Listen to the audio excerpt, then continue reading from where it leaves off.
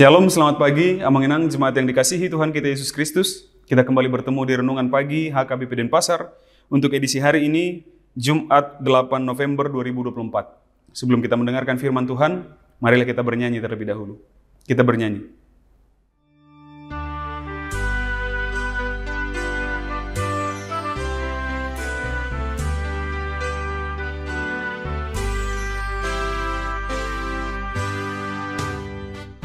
Tuhan Yesus sifat mahal, kau biru nado. Yesus kau di horo hatu, saihu tonoku ho.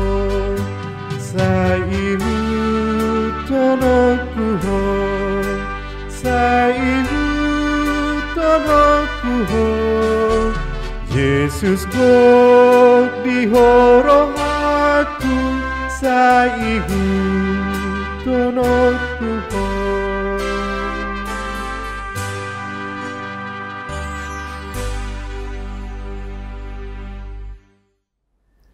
Anugerah dan damai sejahtera dari Allah Bapa dan dari anaknya Tuhan Yesus Kristus kiranya menyertai kamu sekalian. Amin.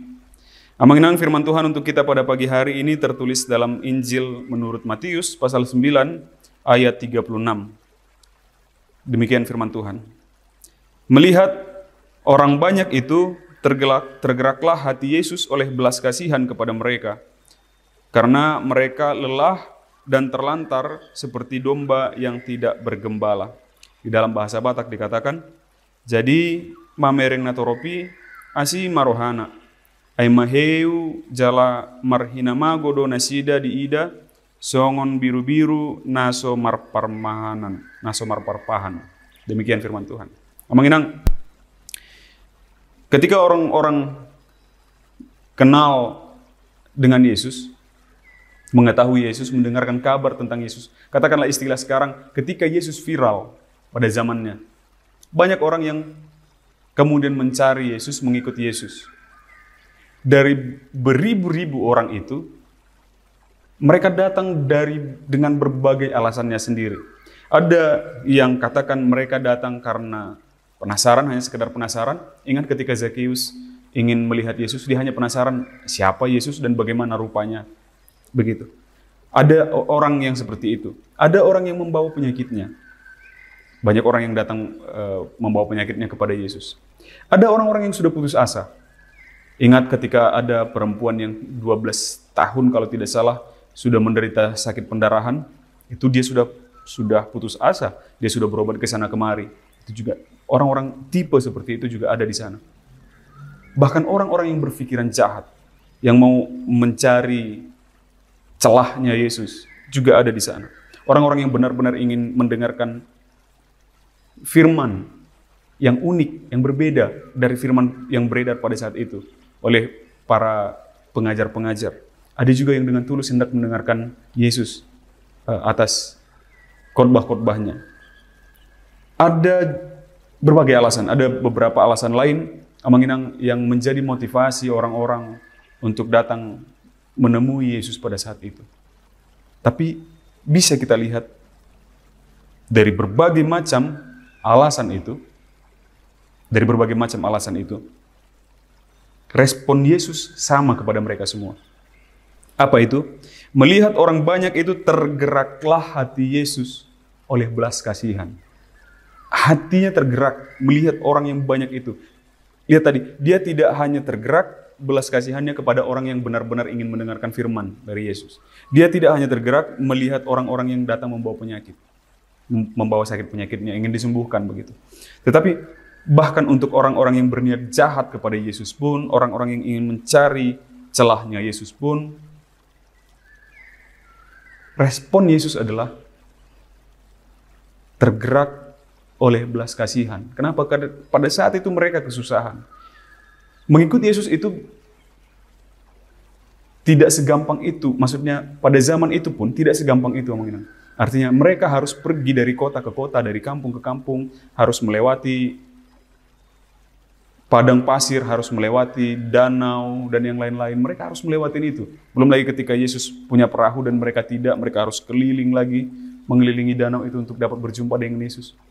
Itu daerah yang ketika siang sangat panas, ketika malam sangat dingin. Begitu susahnya.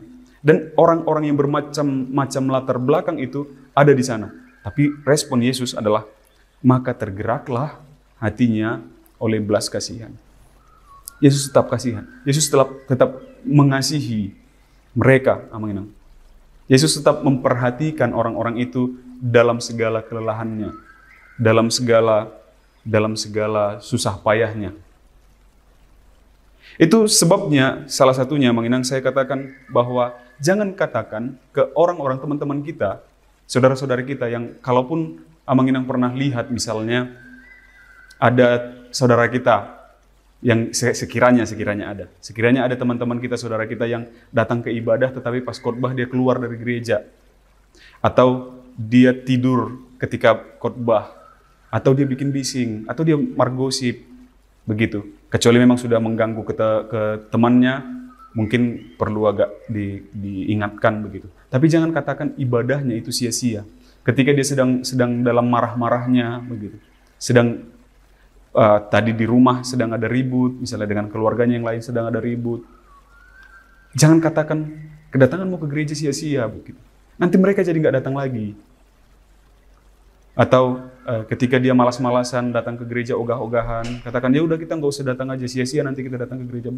Enggak, biar dia bawa malasnya, biar dia bawa marahnya, biar dia bawa kekecewaannya, biar dia bawa kesedihannya, biar dia bawa bahkan dosanya ke gereja. Amin. Biar dia dengar firman. Kita nggak tahu momen apa yang akan Tuhan berikan kepada mereka. Akhirnya mereka mungkin 1-2 kata dari pengkhotbah akan mereka dengar, atau 1-2 kata dari lagu atau dari liturgi mereka akan dengar, dan itu akan mengubahkan mereka. Atau kehadiran mereka itu pun bisa jadi di luar liturgi atau di luar khotbah mereka mendapatkan sesuatu. Jangan katakan kedatangan mereka itu sia-sia. Biar kita datang. Begitu juga kita, menginang ketika nanti suatu saat kita mungkin sedang ada sakit penyakit yang masih bisa dibawa ke gereja.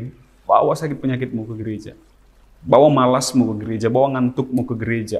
Bawa rasa kesalmu, marahmu ke gereja. Bawa aja. Tuhan melihat itu dan Ia akan berbelas kasihan kepada kita ketika kita susah payah mencari Dia. Ketika kita berjuang mencari Dia. Amin. Yesus itu akan berbelas kasihan. Kalau kita bertobat, kita akan diselamatkan. Kalau ternyata kita akan tetap terjerumus dalam rasa malas kita, terjerumus dalam amarah kita, dendam kita, dan yang lain-lain, tentu lain ceritanya. Tetapi biar kita bawa ke hadapan Tuhan semua rasa kita itu tadi. Semua hal-hal negatif kita itu, biarkan kita bawa ke Dia. Kita bawa saja. Nggak usah kita bilang teman-teman kita itu, nggak usah lah kalian datang ke gereja sia-sia. Nanti kalau mereka nggak datang ke hadapan Tuhan, malah mau kapan lagi, mau dari mana mereka dapat kabar baik itu. Begitu kira-kira menginang. Jadi mari kita saling support. Ke kita pun, kalau kita anggap kita sudah paling rajin gereja, paling khusyuk ketika ibadah, teman-teman kita tidak seperti itu, ingatlah, ke saya, ke kita, dan ke mereka pun respon Yesus sama. Dia berbelas kasihan kepada kita semua. Maka mari juga menjadi orang yang penuh belas kasih. Amin. Kita bersatu dalam doa.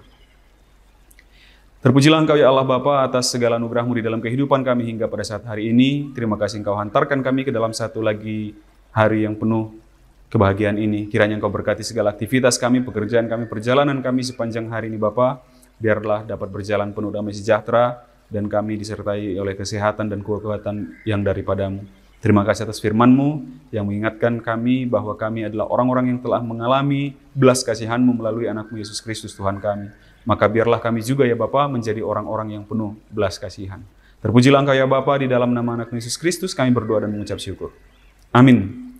Demikian renungan pagi kita untuk hari ini menginang. Sampai jumpa di hari esok. Selamat beraktivitas. Tuhan memberkati. Horas.